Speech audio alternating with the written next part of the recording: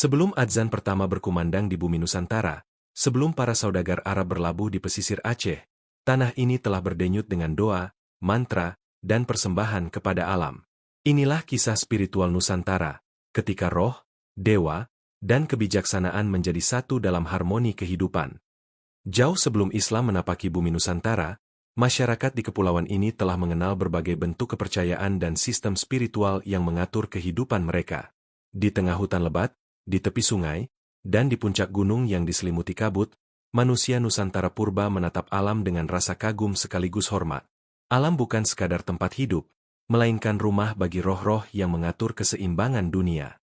Pada masa praaksara, sebelum tulisan dan kerajaan berdiri, masyarakat menganut animisme dan dinamisme.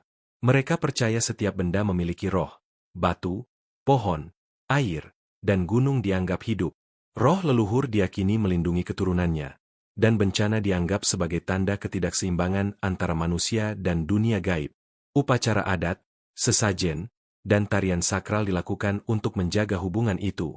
Dalam suasana ini, lahirlah nilai gotong royong, rasa hormat kepada alam, dan ketaatan pada adat yang hingga kini menjadi ciri khas bangsa Indonesia.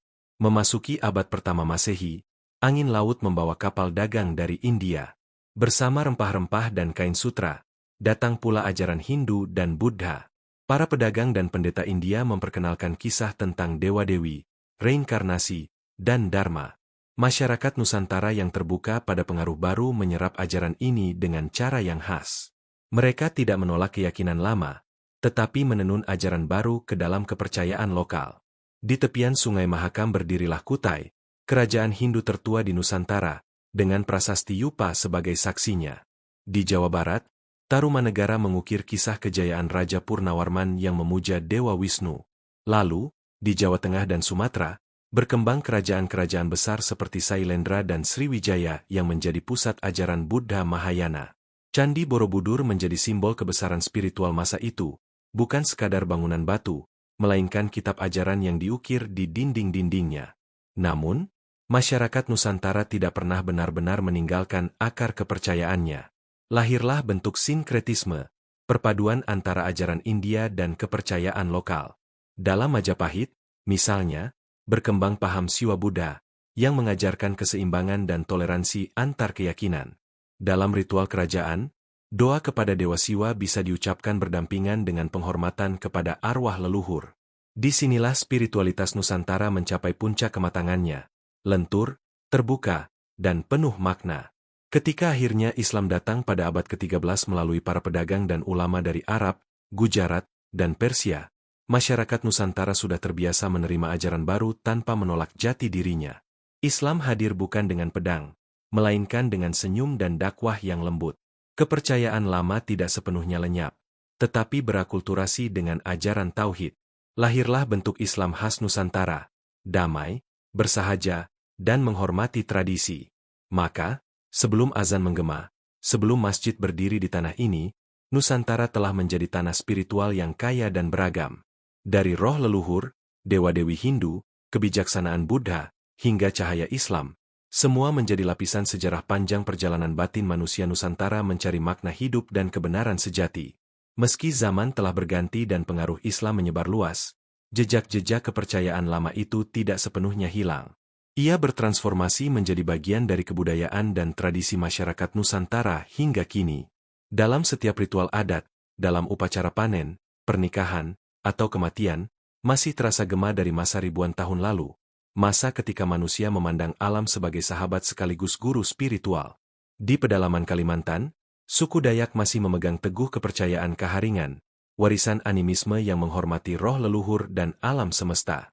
Di Sulawesi dan Nusa Tenggara, beberapa masyarakat adat masih menjalankan ritual tolak bala, upacara kesuburan, atau persembahan kepada roh penjaga hutan.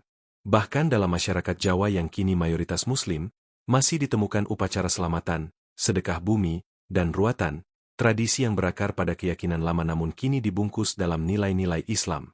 Warisan spiritual ini menjadi bukti bahwa masyarakat Nusantara memiliki cara unik dalam memaknai agama. Mereka tidak memisahkan kehidupan duniawi dengan dunia roh, tidak membatasi yang sakral dan yang profan, karena bagi mereka keduanya menyatu dalam keseimbangan kosmos. Agama bukan hanya keyakinan, tetapi juga jalan hidup dan kebijaksanaan yang tumbuh bersama alam. Lebih dari itu, keanekaragaman kepercayaan di masa lalu telah menempa karakter bangsa Indonesia menjadi bangsa yang toleran, lentur, dan terbuka. Saat banyak wilayah di dunia berperang karena perbedaan iman, masyarakat Nusantara mampu menyatukan beragam keyakinan dalam satu tubuh kebudayaan. Dari sinilah lahir semboyan luhur, Bhinneka Tunggal Ika, yang sebenarnya telah berakar jauh sebelum kemerdekaan. Kini, ketika kita berdiri di tengah peradaban modern, kisah tentang agama-agama sebelum Islam di Nusantara bukan sekadar sejarah, tetapi cermin dari jiwa bangsa. Ia mengajarkan bahwa perbedaan bukanlah ancaman, melainkan kekayaan.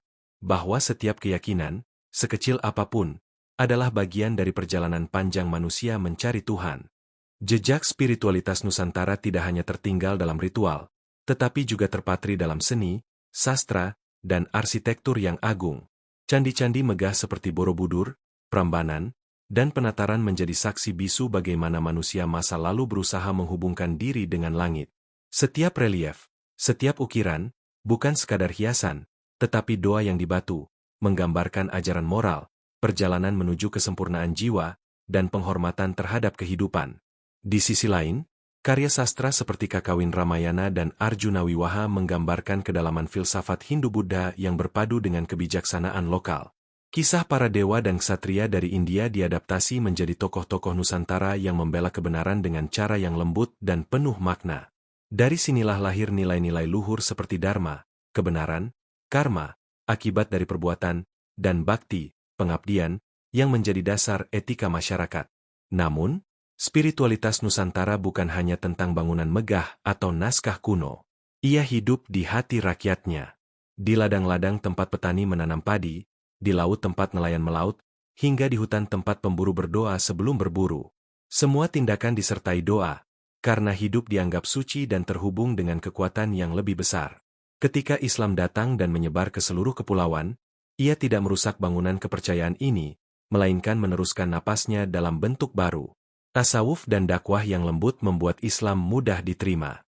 Para wali seperti Wali Songo memadukan ajaran tauhid dengan budaya lokal, menjadikan gamelan, wayang, dan tembang sebagai media dakwah. Begitulah, ajaran Islam tumbuh subur di tanah yang sejak dahulu telah memahami makna spiritualitas. Kini, setelah berabad-abad berlalu, akar kepercayaan itu masih menegakkan pohon besar bernama kebudayaan Indonesia. Ia menumbuhkan toleransi di tengah perbedaan, meneguhkan rasa hormat terhadap alam, dan menjaga keseimbangan antara tradisi dan keimanan. Sejarah panjang ini mengingatkan kita bahwa bangsa Indonesia tidak pernah kering dari pencarian makna hidup dan kedekatan dengan yang ilahi.